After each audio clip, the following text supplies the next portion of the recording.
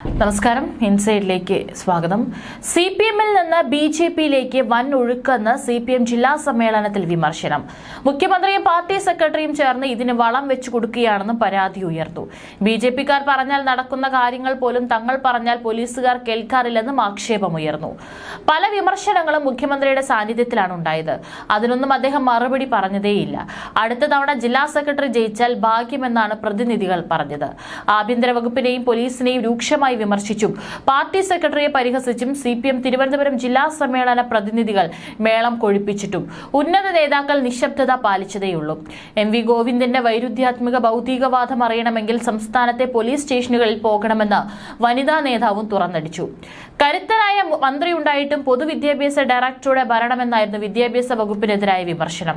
സർക്കാർ ശൈലിയും വകുപ്പുകളുടെ പ്രവർത്തനവും സംബന്ധിച്ച് നിശിതമായ വിമർശനമാണ് തിരുവനന്തപുരം ജില്ലാ സമ്മേളനത്തിൽ ഉയരുന്നത്. ആഭ്യന്തര വകുപ്പിനും പോലീസിനുമെതിരെ പ്രതിനിധികൾ ആഞ്ഞടിക്കുകയാണ്. പോലീസിന്റെ പ്രവർത്തന രീതികൾക്കെതിരായ വിമർശനത്തിനിടെയാണ് പാർട്ടി സെക്രട്ടറിയുടെ ശൈലിക്കും പരിഹാസം. പ്രസംഗം ഒരു വഴിക്കും പ്രവർത്തനം മറുവഴിക്കുമാണ്. പോലീസ് സ്റ്റേഷനുകളിൽ ഇരകൾക്ക് നീതിയില്ല. സ്ത്രീകൾക്കും കുട്ടികൾക്കെതിരെയുള്ള കേസുകളിൽ നടപടിയില്ല. വനിതകളെ പാർട്ടി പദവികളിൽ തഴയുന്നെന്ന് കൂടി വിമർശിച്ച വനിതാ പ്രതിനിധി നിശ്ചിത പദവികളിൽ സ്ത്രീകളെ പരിഗണിക്കണമെന്ന് സർക്കുലർ ഇറക്കാനുള്ള ആർജവമുണ്ടോ എന്നും ചോദിച്ചു. KST അടക്കം ഇടത് അധ്യാപക സംഘടനകളുടെ അതിരൂക്ഷ എതിർപ്പിന് പിന്നാലെയാണ് പൊതുവിദ്യാഭ്യാസ ഡയറക്ടറുടെ ചെയ്തികളിൽ സംഘടനാ സമ്മേളനത്തിലും ചർച്ചയായത്. കരുത്തരായ മന്ത്രി ഉണ്ടായിട്ട് പോലും ഉദ്യോഗസ്ഥ ഭരണത്തിൽ ഇടപെടാൻ കഴിയുന്നില്ലെന്ന് വി ശിവകുട്ടിക്കെതിരെ വിമർശനമുയർന്നു. ആരോഗ്യ തദ്ദേശ ഭരണ വകുപ്പുകളുടെ പ്രവർത്തനങ്ങളും ധനവകുപ്പിന് പിടിപ്പുകേടെന്ന ആക്ഷേപവും എല്ലാം പ്രതിനിധികൾ ചർച്ചയിൽ ഉന്നയിക്കുന്നുണ്ട്. നാളെ വൈകിട്ട് വിഴിഞ്ഞത്താണ് പൊതുസമ്മേളനം. മുഖ്യമന്ത്രിയുടെ സാന്നിധ്യത്തിൽ സർക്കാർ പ്രവർത്തനത്തിനെതിരെ തിരുവനന്തപുരം ജില്ലാ സമ്മേളനത്തിൽ അതിരൂക്ഷ വിമർശനം. തുടർഭരണം സംഘടനാ ദൗർബല്യം ഉണ്ടാക്കിയെന്ന് സിപിഎം തിരുവനന്തപുരം ജില്ലാ സമ്മേളനത്തിൽ അവതരിപ്പിച്ച സംഘടനാ റിപ്പോർട്ടിൽ പരാമർശം. ഭരണത്തിന്റെ തണലിൽ സഖാക്കൾക്ക് മൂല്യച്യുതി സംഭവിച്ചെന്നാണ് വിമർശനം. പാർട്ടി സംഘടനാ നേതൃത്വം തിരുത്തലിന് തയ്യാറാകണമെന്നും സമ്മേളനത്തിൽ ആവശ്യമുയർന്നു. ADGP MR അജിത് കുമാറിനെ DGP സ്ഥാനക്കയറ്റ ലിസ്റ്റിൽ ഉൾപ്പെടുത്തിയതടക്കമുള്ള നടപടികൾ പാർട്ടി രീതിയല്ല. ആഭ്യന്തര വകുപ്പിനെതിരെയും വിവിധ സേവനങ്ങളുടെ ഫീസ് നിരക്കുകൾ കൂട്ടിയ സർക്കാർ നടപടിക്കെതിരെയും വലിയ വിമർശനമാണ് പ്രതിനിധി സമ്മേളനത്തിൽ ഉയർന്നത്. തുടർഭരണം സഖാക്കളിൽ മൂല്യച്യുതി ഉണ്ടാക്കി. സംഘടനാ ദൗർബല്യങ്ങൾ പരിഹരിക്കാൻ നടപടി ഉണ്ടാകുന്നില്ല. മധു മുല്ലശ്ശേരി BJPയോട് അടുത്തതും ആറ്റിങ്ങൽ മണ്ഡലത്തിലെ BJP വളർച്ചയും ഒന്നും തിരിച്ചറിയാൻ കഴിയാതെ പോയി. മധു മുല്ലശ്ശേരി BJPയോട് അടുത്തിട്ടും മറിഞ്ഞവർ പാർട്ടി നേതൃത്വത്തെ അറിയിച്ചില്ലെന്ന് വിമർശനമുണ്ടായി. DYFI ചാരിറ്റി സംഘടന മാത്രമായെന്നും ജില്ലാ SFIയുടെ ഇപ്പോഴത്തെ പോക്ക് നിയന്ത്രിച്ചേ തീരുവെന്നും സമ്മേളനവേദിയിൽ അഭിപ്രായമുയർന്നു. വർഗീയതയ്ക്കും തൊഴിലില്ലായ്മയ്ക്കുമെതിരെ ഒന്നും DYFI ചെയ്യുന്നില്ലെന്നാണ് സമ്മേളനത്തിൽ ഉയർന്ന മറ്റൊരു വിമർശനം. നഗരസഭാ ഭരണത്തിന് ജില്ലാ സമ്മേളനത്തിൽ തല്ലും തലോടലും ഉണ്ടായി.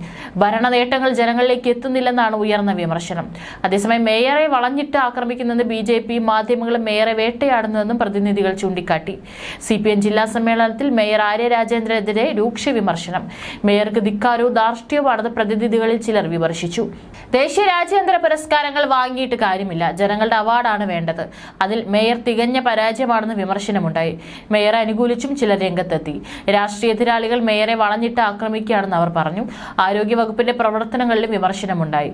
ആശുപത്രികളിൽ അത്യാവശ്യ മരുന്നുകൾ പോലുമില്ല. രാത്രികാലങ്ങളിൽ ഡോക്ടർമാരുമില്ല. പോലീസ് സ്റ്റേഷനിൽ പാർട്ടിക്കാർക്ക് നീതി കിട്ടുന്നില്ലെന്നും പരാതി ഉയർന്നു. പാർട്ടിക്കാരാണെന്ന് പറഞ്ഞാൽ അവഗണനയാണ്. എന്നാൽ BJPക്കാർക്കും SDP-ക്കാർക്കും നല്ല പരിഗണന കിട്ടുന്നുണ്ട്. വിദ്യാഭ്യാസ വകുപ്പിൽ ഉദ്യോഗസ്ഥ ഭരിക്കണമെന്നായിരുന്നു വിമർശനം.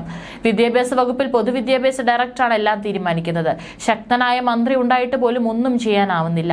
Party secretary M.V. ഗോവിന്ദനെ പരിഹസിച്ച് വനിതാ പ്രതിനിധി രംഗത്തെത്തി. പോലീസിനെ വിമർശിക്കുന്നതിനിടെയാണ് പാർട്ടി സെക്രട്ടറിയുടെ ശൈലിയെ പ്രതിനിധി പരിഹസിച്ചത്. ഗോവിന്ദൻ മാഷിന്റെ വൈരുദ്ധ്യാത്മിക ഭൗതികവാദം എന്താണെന്ന് അറിയണമെങ്കിൽ പോലീസ് സ്റ്റേഷനുകളിൽ പോകണമെന്ന് പ്രതിനിധി പറഞ്ഞു. സെക്രട്ടറിയുടെ പ്രസംഗത്തിന്റെ അർത്ഥം മനസ്സിലാകുന്നത് അപ്പോഴായിരിക്കും. പ്രസംഗം ഒരു വഴിക്കും പ്രവർത്തനം മറുവഴിക്കുമാണ്. പോലീസ് സ്റ്റേഷനുകളിൽ ഇരകൾക്ക് നീതിയില്ല. സ്ത്രീകൾക്കും കുട്ടികൾക്കുമെതിരെയുള്ള കേസുകളിൽ നടപടിയില്ല. പാർട്ടി നേതാക്കൾക്ക് പോലും നീതി ലഭിക്കുന്നില്ല. പാർട്ടിയിൽ വനിതകൾക്ക് പ്രാതിനിധ്യമില്ല. വനിതകളെ പാർട്ടി പദവികളിൽ തഴയുന്നു. നിശ്ചിത പാർട്ടി പദവികളിൽ സ്ത്രീകളെ പരിഗണിക്കണമെന്ന് സർക്കുലർ ഇറക്കാനുള്ള ആർജവമുണ്ടോ എന്നും പ്രതിനിധി ചോദിച്ചു. BJPയിൽ ചേർന്ന കഴക്കൂട്ടം മുൻ ഏരിയ സെക്രട്ടറി മധു മുല്ലശ്ശേരി വിഷയത്തിൽ സംസ്ഥാന ജില്ലാ നേതൃത്വത്തിന് നേരെ വിമർശനമുണ്ടായി. മധു കഴക്കൂട്ടം വഴി പോയപ്പോൾ വെറുതെ കസേരയിൽ കയറി ഇരുന്നതല്ലെന്ന് ഒരു പ്രതിനിധി പറഞ്ഞു. ജില്ലാ സംസ്ഥാന നേതൃത്വമാണ് മധുവിനെ ഏരിയ സെക്രട്ടറിയാക്കിയത്. മധുവിന് ഏരിയ സെക്രട്ടറിയാക്കിയ ഉത്തരവാദിത്തത്തിൽ നിന്ന് നേതൃത്വത്തിൽ ഒഴിഞ്ഞുമാറാനാവില്ലെന്നും പ്രതിനിധികൾ പറഞ്ഞു. CPM വിട്ട് BJPയിൽ ചേർന്ന മധു മുല്ലശ്ശേരിക്കെതിരെ ആഞ്ഞടിച്ച് CPM തിരുവനന്തപുരം ജില്ലാ സെക്രട്ടറി വി ജോയ്.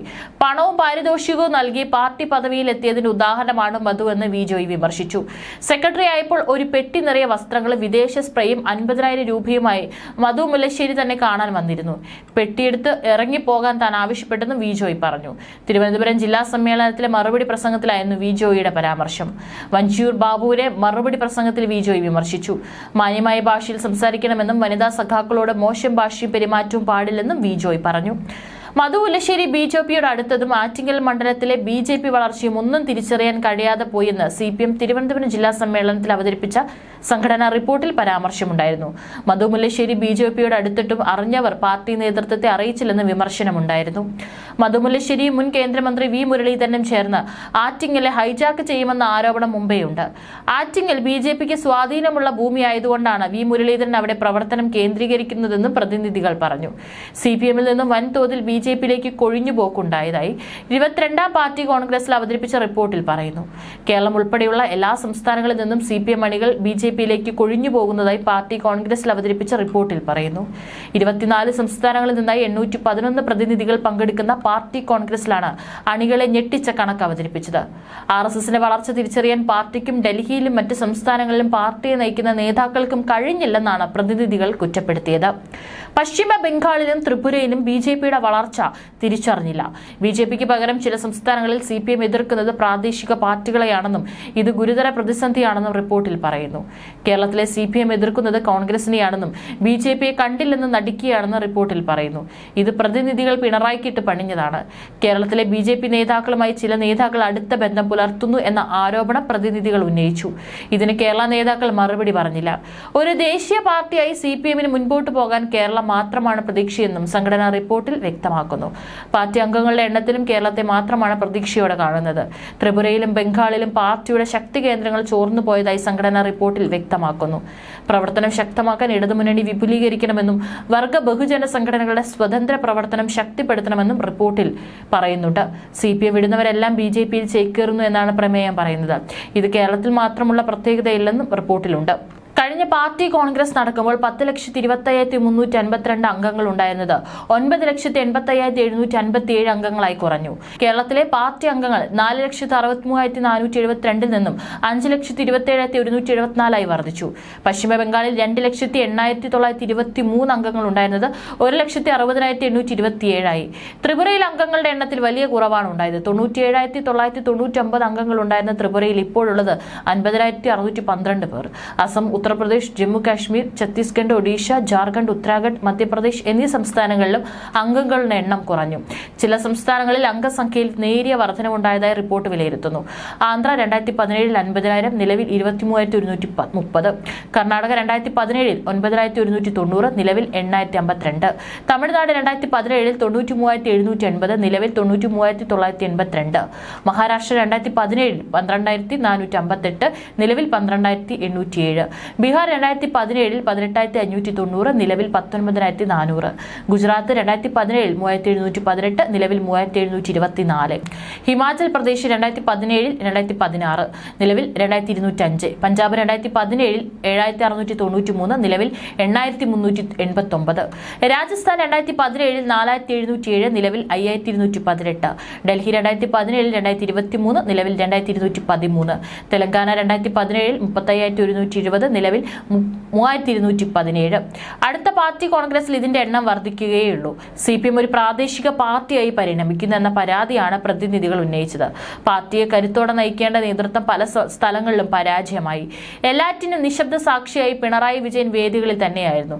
BJPക്ക് എതിരായ പ്രതിനിധികൾ വിമർശനം ഉയർത്തുമ്പോൾ പിണറായി വിജയന്റെ ഭാഗത്തുനിന്നുണ്ടായത് അത്ഭുതകരമായ ചില മാറ്റങ്ങളാണ്. അദ്ദേഹം അതിനെ പ്രതിരോധിക്കുന്ന തരത്തിലാണ് പിന്നീട് സംസാരിച്ചത്.